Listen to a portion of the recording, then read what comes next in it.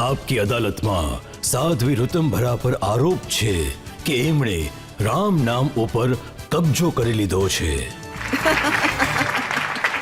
જુઓ, આટલા દિવસોથી તમે કહેતા હતા રામ બધાના છે, રામ બધામાં છે. હવે રામ મંદિર બનીને તૈયાર થઈ ગયું છે તો ઘણા બધા લોકો કહી રહ્યા છે કે એના પર બીજેપીનો, આરએસએસનો, સાધ્વી રિતંબરાનો કબજો થઈ ગયો છે. રજતજી, રામ તો આપણું અસ્તિત્વ છે, અપરાજિત પૌરુષના પ્રતીક છે, સર્વે ભવંતુ સુખી નાની ભાવના છે. અને સાચું કહું, રામે આપણા હૃદય પર કબજો કરી લીધો છે રજતજી, અને આપણે રામના થઈ ગયા. મંદિર હજી પૂરું નથી થયું અને 22 જાન્યુઆરીએ પ્રાણ પ્રતિષ્ઠાનો કાર્યક્રમ રાખી દીધો કારણ કે આની પાછળ રાજનૈતિક ઉદ્દેશ છે. કેવી રીતે કહું રજતજી કે જે શિખર છે ને એ અમારી તપસ્યા છે, અને જે ત્યાંનો કળશ છે એ અમારા હૃદયની ભાવના છે, અને જે ગર્ભગૃહ છે ને રજતજી એ સદીઓના વ્યાકુળ મનની પ્રતીક્ષા છે.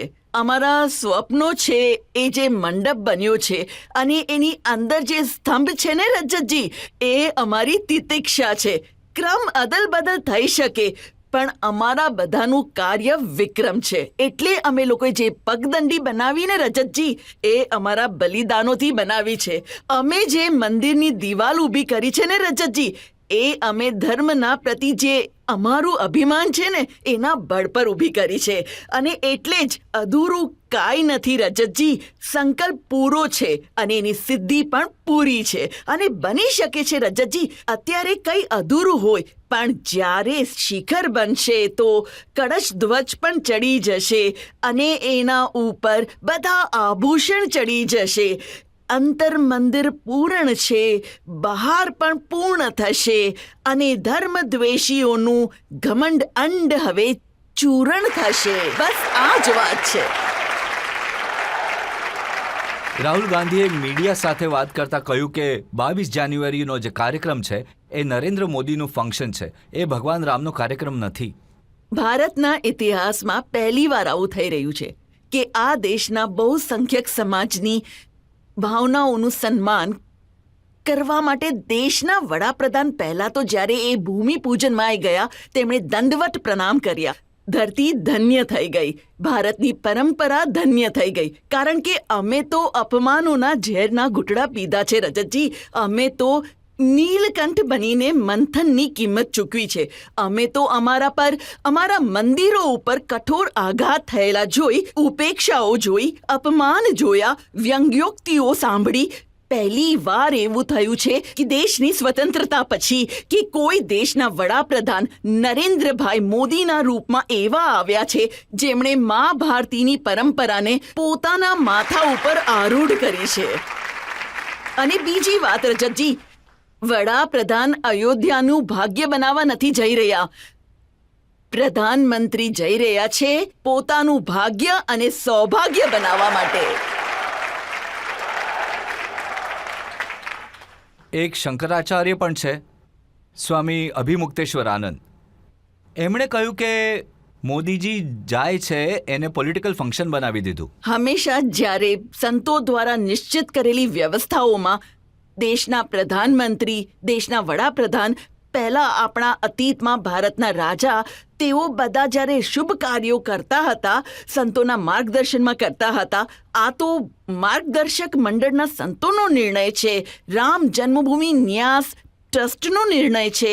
ત્યાં ટ્રસ્ટ દ્વારા નિમંત્રણ આપવામાં આવ્યું. અને રજતજી, આપણે ભાગ્યશાળી છીએ, આનંદિત છીએ કે દેશના વડાપ્રધાને અમે આપેલા નિમંત્રણનો સ્વીકાર કર્યો છે. અમને બહુ જ આનંદ થાય છે.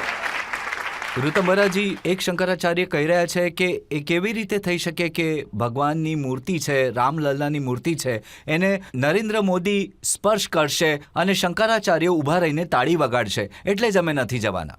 રજતજી, બહુ મોટી પીઠો ઉપર, આદરણીય શ્રદ્ધાવાન પીઠ ઉપર જ્યારે કોઈ વિરાજમાન થઈને પોતાની વાત કહેતું હોય તો એમનું વિમર્શ શું છે, મંતવ્ય શું છે, ઉદ્દેશ શું છે, એ સવાલ એમને જ પૂછવો જોઈએ. હું બહુ નાની છું, મને કોઈ જ અધિકાર નથી, પણ મને પોતાનો આનંદ વ્યક્ત કરવાનો અધિકાર છે કે દેશના વડાપ્રધાન જઈ રહ્યા છે, આખા વિશ્વની અંદર જય જયકાર થઈ રહ્યો છે અને આપણા રામલલ્લા આવી રહ્યા છે.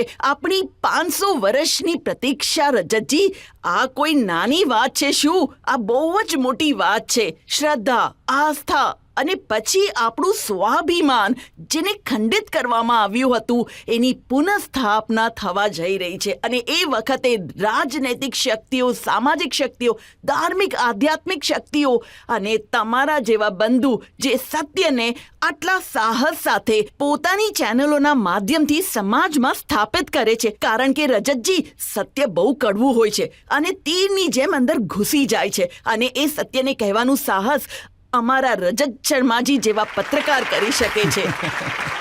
એટલે જ જ્યારે બધી સમસમાહિત શક્તિઓ ત્યાં જઈ રહી છે તો દેશના વડાપ્રધાને પણ ત્યાં જવું જોઈએ. એટલે જ જઈ રહ્યા કડવું છે. સત્ય આજે એ પણ સામે આવ્યું છે કે તમારો નારો હતો સોગંદ રામના ખાઈએ છીએ, મંદિર ત્યાં જ બનાવીશું. તો કોઈએ ગૂગલનો મેપ ડિજિટલ મીડિયા પર નાખ્યો છે ને લખ્યું કે જ્યાં રામ જન્મભૂમિ છે ત્યાં નથી બની રહ્યું મંદિર, એનાથી 3 કિલોમીટર દૂર બને છે. રજતજી, જે જગ્યાએ ગર્ભગૃહ હતું ને, જ્યાં આપણા રામલલ્લા બિરાજમાન હતા ને, જ્યાં 500 વર્ષ સુધી લગાતાર જે શ્રદ્ધાથી મસ્તક નમી રહ્યા હતા ને, 500 વર્ષો સુધી મારા પૂર્વજોએ જે જગ્યા પર ક્યારેય દાવો નહીં છોડ્યો એ જ જગ્યા ઉપર ગર્ભગૃહ બનીને રામલલ્લા બિરાજમાન થઈ રહ્યા છે. અહીંયા ત્યાં 1 ઇંચનો પણ કોઈ ફરક નથી. આ એક મૂક પીડા છે. આ સમાજને, જનતાને ભ્રમિત કરવાનો એક સિદ્ધ પ્રયત્ન છે અને અસફળ પ્રયત્ન છે. આ પ્રયત્ન એટલે પણ થાય છે કારણ કે જેટલા પણ વિરોધી દળ છે એમને લાગે છે કે લોકસભાની ચૂંટણી થવાની છે, એટલે જ મંદિરની પ્રાણ પ્રતિષ્ઠાનો કાર્યક્રમ હમણાં રાખવામાં આવ્યો છે. અમે તો પહેલેથી જ કહેતા હતા રજતજી કે લોકસભા બસંતી ચોલા પહેન કે जिस दिन आएगी, गली गली मेरे भारत की वृंदावन बन जाएगी. काशी, मथुरा और अयोध्या ने एक साथ ललकारा है. कहो गर्व से हम हिंदू हैं, हिंदुस्तान हमारा है. એટલે જ અરે રજતજી પહેલા કહેતા હતા કે ચૂંટણીઓ આવે છે અને જાય છે, એ લોકો કહેતા હતા મંદિર બનાવશું, મંદિર બનાવશું. હજી સુધી આ લોકોએ મંદિરની તારીખ નથી કહી. ત્યારે આ તકલીફ હતી. હવે જ્યારે તિથિ નિશ્ચિત કરી નાખી તો પણ એમના પેટમાં દુખે છે. તો આમ તો કેવી રીતે કરી શકાય? પહેલા તો એ પણ કહેતા હતા રીતંબરાજી કે મંદિર બનાવવા નથી માંગતા તમે લોકો, એને એક ઇશ્યુ બનાવીને રાખવા માંગો છો, દરેક ચૂંટણીમાં એનો ઉપયોગ કરશો. ઘણી ચૂંટણીઓ આવી, ઘણી ચૂંટણીઓ ગઈ. ભારતીય જનતા પાર્ટીએ બહુ જ નૈતિક દ્રષ્ટિથી, માનસિક દ્રષ્ટિ તૈયાર થઈને ત્યારે તો શ્રીરામ પેલી રામરથની યાત્રા લઈને શ્રી લાલકૃષ્ણ અડવાણી નીકળ્યા હતા અને એમનું હંમેશા એમના પહેલામાં એવું મંતવ્ય હતું કે અમે મંદિરના પક્ષમાં છીએ અને મંદિર બનાવીશું. એટલે હવે જ્યારે મંદિર બનાવી રહ્યા છે તો જેમને તકલીફ છે ને રજતજી, એમણે ઘોષણા કરવી જોઈએ કે ભારતીય જનતા પાર્ટી મંદિર બનાવવા માટે સંમલિત થઈ ગઈ અને હવે અમે કૃષ્ણ જન્મભૂમિ બનાવીશું, તો એમનું પણ સૌભાગ્ય બની જશે. તો તમે કહી રહ્યા છો કે જો એમને વોટનો ફાયદો ઉઠાવવો હોય તો એમણે પણ એક વધારે મંદિર. નિશ્ચિત રૂપથી રજતજી, આ વાત નિશ્ચિત છે કે હજી સુધી હિન્દુ જ્ઞાતિએ અપમાન સહન કર્યું, હેરાન થયા અને બલિદાન આપ્યા, હસી પાત્ર બન્યા, મજાક ઉડાડવામાં આવી. કારણ કે વોટની રાજનીતિ, તુષ્ટિકરણની રાજનીતિએ નેતાઓને એટલા આંધળા કરી દીધા કે એમને નિશસ્ત્ર કાર સેવકોની છાતીઓમાં ગોળી ધરી દેવામાં સંકોચ નહીં થયો. શરીર ઉપર પથ્થર બાંધીને શરીરની અંદર નાખી દેવામાં, રેતીની ગુણીઓમાં જીવિત શરીરને બાંધીને શરીર જળમાં વહાવવાનો જઘન્ય પ્રયત્ન થયો. એટલે શું એ રાજનીતિ નહોતી? તુષ્ટિકરણની રાજનીતિ, મુઠ્ઠીભર લોકોની વોટ બેંકને કારણે સત્યને ખોટું પાડવાની રાજનીતિ. અને જો ભારતીય જનતા પાર્ટી રામ જન્મભૂમિના મુક્તિ અને મંદિર નિર્માણના પક્ષમાં ઊભા રહીને રાજનીતિ પણ કરતી હોય, હા, અમને આવી જ રાજનીતિ જોઈએ છે જે ભારતની પરંપરાનું માન રાખે, સત્તાને સાધન બનાવે અને સત્ય માટે સમર્પિત થઈ જાય. આની માટે જ તો આંખો તરસી રહી હતી રજતજી. એમનો પ્રોબ્લેમ મોદીજી સાથે છે. પૂછે છે કે નરેન્દ્ર મોદીનું શું યોગદાન છે રામ મંદિર બનાવવામાં? એ તો સુપ્રીમ કોર્ટના આદેશથી બન્યું. મોદીજીએ શું કર્યું કે એમના પર બધું ફોકસ છે? ઘણા વર્ષોથી પ્રતીક્ષા થઈ રહી હતી રજતજી કે હવે નિર્ણય આવશે. અમારા જેવા લોકોના બધા ડોક્યુમેન્ટ, પાસપોર્ટ જપ્ત કરીને બેઠી હતી અદાલત. અમે તો અપરાધી સાબિત થયા હતા ને, કારણ કે અમારા માથે કલંક લાગેલું હતું મારા ઉપર. અમારે આ પ્રકારની બધી પ્રક્રિયાઓમાંથી પસાર થઈને, અને પછી બીજી વાત એ છે કે રજતજી, કોઈ એનો પાયો બનાવે, કોઈ ભીતિ બનાવે, કોઈ દિવાલ બનાવે, બધાને સૌભાગ્ય નથી મળતું કે એ શિખર પર ધ્વજા પણ ફરકાવે. મોદીજીને આ સૌભાગ્ય પ્રાપ્ત થઈ રહ્યું છે. મોદીજીને આ સૌભાગ્ય મળી રહ્યું છે. આ પણ તો પુણ્યકર્મ હશે. આ પણ તો કોઈ પૂર્વજન્મનું કોઈ પુણ્ય કૃત્ય હશે કે એમના કાળમાં નિર્ણય આવ્યો અને એમના જ કાળમાં મંદિર બની રહ્યું છે, અને એમણે સ્વીકાર કરી લીધો નિમંત્રણનો, અને ત્યાં એ સાક્ષી રહેશે. જ્યારે પડદો હટી જશે તો નરેન્દ્રભાઈ સામે ઊભા હશે. તો આ પોતપોતાના ભાગ્યની વાત હોય છે. તમે તો 2008માં મને યાદ છે ગુજરાતની સભામાં કહી દીધું હતું કે ગુજરાતના મુખ્યમંત્રી નથી, આ એક દિવસ રાષ્ટ્રનાયક બનશે. હા, નિશ્ચિત રૂપથી રજતજી. આપણે બધાએ જોયું હતું એમનામાં કે એ દેશના જનના મનને સ્પર્શી શકે છે. એ ભારતીય પેલી અતિ ધૂંધળી સ્ત્રીની એ આંખોને પ્રકાશિત કરી શકે છે. એ અંતિમ વ્યક્તિના ચહેરા પર સ્મિત લાવી શકે છે. એ વગર કોઈ ભેદભાવે બધાના જીવનનું કલ્યાણ કરી શકે છે. અને સાથે સાથે એ વ્યક્તિ જે અડવાણીજીના રામ રથયાત્રાની પણ સંયોજકતામાં રહી એકાત્મતા સૂત્રની સાથે આખા ભારતને ભેગું કરવા કામ કરતી રહી. અને જો આમના હાથમાં દેશનું નેતૃત્વ આવશે તો એ ભારત રાષ્ટ્ર મહાનનું શીશ ક્યારેય નમવા નહીં દે, ક્યારેય અપમાનિત નહીં થવા દે. એટલે જ હૃદયમાંથી આવા ભાવ આવતા હતા, સંતોના હૃદયમાંથી, અને મારા ગુરુદેવના હૃદયમાં તો રજતજી બહુ જ આવતા હતા નરેન્દ્રભાઈને જોઈને આ વાત. પછી આ અમને લાગે છે તમને ખબર છે રજતજી અમારો પરિચય શું છે હને? અમે શિવના કાર્તના અને ક્રીડાંગણ કૈલાશ છીએ. દેવોના સેનાપતિ બનવું એ આપણો ઇતિહાસ છે. પંચશીલનો આ જગને દેતા આવ્યા સંદેશ છીએ. સંયમથી રહેતા આવ્યા છીએ, સહેતા આવ્યા કલેશ છીએ, પરંતુ અમે છોડ્યું નથી સાહસ, સહસંધાનનું, અને શીશ નહીં નમવા દઈએ આ ભારત રાષ્ટ્ર મહાનનું. અને એના માટે નેતૃત્વ કેવું જોઈએ રજતજી? ભારતની પરંપરાને ગાળો આપવાવાળું, રામજીના અસ્તિત્વ પર પ્રશ્નાર્થ ચિહ્ન ઊભું કરવાવાળું, એ પૂછવાવાળા કે રામ સેતુ બનાવવાની વાત કરી રહ્યા છો, એ તો કહો કે રામજીએ કઈ એન્જિનિયરિંગ કોલેજમાંથી ડિગ્રી મેળવી હતી? જે રામને મિથ કહે છે, ખોટા કહે છે, અયોધ્યાને અસત્ય કહે છે, એ અક્કલના બુદ્ધિના આંધળાઓ, એવા લોકોનું નેતૃત્વ જોઈતું હતું?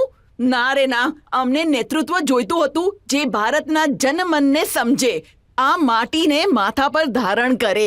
અને વિચારો રજતજી, જે માણસે પાર્લામેન્ટના ઉંબરા પર માથું નમાવ્યું હોય, એને મંદિર માન્યું હોય, એ જગ્યાએ બેસીને કોઈ વ્યક્તિ જેને નમન કરે છે, પ્રણામ કરે છે, એ જગ્યાએ બેસીને એ ભારતના ભાગ્યને જ બનાવશે.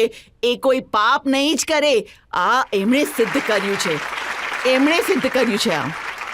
અને જે લોકો ના પાડી રહ્યા છે, આમંત્રણ પત્રિકા સ્વીકારી નથી રહ્યા, સોનિયા ગાંધીજી, એમને પણ તમે કંઈ કહેશો? જે મારા રામજીના નિમંત્રણનો અસ્વીકાર કરશે રજતજી, ભારતની જનતા એમનો અસ્વીકાર કરશે અને અસ્વીકાર કરી નાખ્યો. હવે જનતાનું નામ તમે લીધું છે તો જનતામાંથી જે લોકોને સવાલ પૂછવા છે પૂછી લે. જય શ્રી રામ દીદીમાં. મારો સવાલ એ છે કે હવેની ચૂંટણીમાં શું મોદીજી જીતશે? શું એ ત્રીજી વખત વડાપ્રધાન બનશે? નિશ્ચિત રૂપથી આમાં તો કોઈ સંદેહ નથી. આ તો જનતાએ નક્કી કરી લીધું છે પુત્ર. જનતાને ખબર છે આ દેશની ભવ્યતા અને દિવ્યતા બંનેની ગેરંટી મોદીજી છે. એટલે 2024 પણ એમનું જ છે. ક્યારે તમારા મનમાં વિચાર ના આવ્યો કે હું પણ MP બનું, મંત્રી બનું, મુખ્યમંત્રી બનું? રજતજી, રાજનીતિ તો મારું ક્ષેત્ર જ નથી. મારું તો ક્ષેત્ર તો ભગવાનના ગીત ગાવા, આખા દેશવાસીઓના મનમાં ધર્મની ધારણાને ભરવી, કર્તવ્યનો બોધ આપવો, આપણા વડીલ પૂર્વજોના જાજરમાન પરંપરાનું સ્મરણ કરાવવું, અને જ્યારે આ બધાની વચમાં રામ જન્મભૂમિનો વિષય આવ્યો ત્યારે મારા ગુરુદેવે કહ્યું કે ઋતંભરા તારે આખી જનતાને કહેવાનું છે. એટલે હું કહેતી ફરતી હતી, રજતજી, કંકર કંકર શંકર આના, પ્રાણ પ્રાણમાં ગીતા છે, જીવનનો ધબકાર રામાયણ, પગ પગ પર બની પુનીતા છે. જો રામ ના હોય શ્વાસોમાં તો જીવન અમારું ગરીબ છે. નરનાર શ્રી પુરુષોત્તમનું અમે મંદિર ભવ્ય બનાવીશું. સોગંદ રામના ખાઈએ છે, અમે મંદિર ત્યાં જ બનાવીશું. તો અમારા ગુરુદેવનો જે આદેશ હતો, રજતજી, ગુરુદેવનો આદેશ હતો કે જન્મભૂમિ માટે કામ કરવાનું છે, ધર્મ જાગૃતિ કરવાની છે. અને હવે એમનો આદેશ એ સમરસતાને આખા ભારતની અંદર આ માટે કામ કરવાનું છે, એટલી એમની આજ્ઞા હતી. એવું મેં કર્યું. રાજકારણ ક્યારેય મારું ક્ષેત્ર નહોતું અને મને નહીં યાદ છે ક્યારેય બને. 1991 માં તમને કહેવામાં આવેલું અમેઠીથી તમે લડો સોનિયા ગાંધી વિરુદ્ધ ચૂંટણી. હાજી રજતજી, કહેવામાં આવ્યું હતું, પણ મારા ગુરુદેવનો આદેશ હતો અને મને પણ રાજકારણમાં કોઈ રુચિ નથી. અને રજતજી, અમે રાજકારણની ધાર બદલવા વાળા લોકોમાંથી છીએ, રાજકારણ કરવા વાળા લોકો નથી. તમે જુઓ કે યોગી આદિત્યનાથ પણ મુખ્યમંત્રી બન્યા છે. એ પણ સંત સમાજમાંથી આવે છે. બહુ જ સફળ મુખ્યમંત્રી એમને માનવામાં આવે છે. આ બહુ જ મોટું સૌભાગ્ય છે રજતજી કે આવું નેતૃત્વ ઉત્તર પ્રદેશને પ્રાપ્ત થયું. અને જે અયોધ્યાને જોઈને અમારું મન રડતું હતું, રજતજી, જ્યારે અમે લખનૌનો વૈભવ જોતા હતા. અમને લખનૌ સાથે કોઈ દુશ્મની નથી, પણ આપણા તીર્થસ્થાનોની ઉપેક્ષા, એની શ્રીહીનતા, ધૂળથી દૂષિત દિવાલો પણ કેટલી મોટી વાત છે રજતજી. આપણે હંમેશા માનીએ છીએ કે માં ભારતી ચિન્મય સત્તા છે અને માં ભારતી સમય સમય પર પોતાની કોખથી આવા સપૂતોને જન્મ આપે છે જે ભારતનું ગૌરવ જાળવે છે. અને દેશના ઉત્તર પ્રદેશના યોગીજીએ જ્યારે આખી અયોધ્યાને દીવડાઓથી ઝગમગાવી દીધી હતી, દર દિવાળીએ વિમાનમાંથી ઉતરીને રામજી આવે છે અને આખી અયોધ્યા ધન્ય થઈ જાય છે. તો આવા સંત પણ અને આવા સિપાહી પણ, આવું નેતૃત્વ ભારતને મળવું એ ભારતનું મોટું સૌભાગ્ય છે. હજી એક સવાલ આપણે લઈ શકીએ. જેમ કે કેજરીવાલજીએ કહ્યું હતું કે દર મંગળવારે તેઓ હનુમાન ચાલીસાના પાઠ કરાવશે, તો તમને શું લાગે છે, એમનાથી એમને કઈ ફાયદો થશે? હા, એમની બુદ્ધિ ઠેકાણે આવી જશે.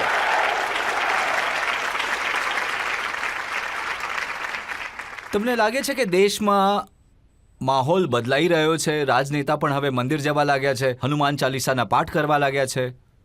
હાજી રજતજી, માહોલ બદલાઈ રહ્યો છે, પણ જનતા જાણે છે કે કોટની ઉપર જનોઈ પહેરીને બતાવવાની શું જરૂર છે. જો તમારી નિષ્ઠા, આસ્થા તમારા ભારતની પરંપરાની સાથે છે, તમે અત્યાર સુધી એમને ગાળો આપતા રહ્યા, સંતોને ગાળો આપતા રહ્યા, ભારતની પરંપરાની ટીકા કરી, અમુક લોકોને ખુશ કરવા માટે પોતાના મૂળિયા પર તીવ્ર હુમલો કરતા રહ્યા.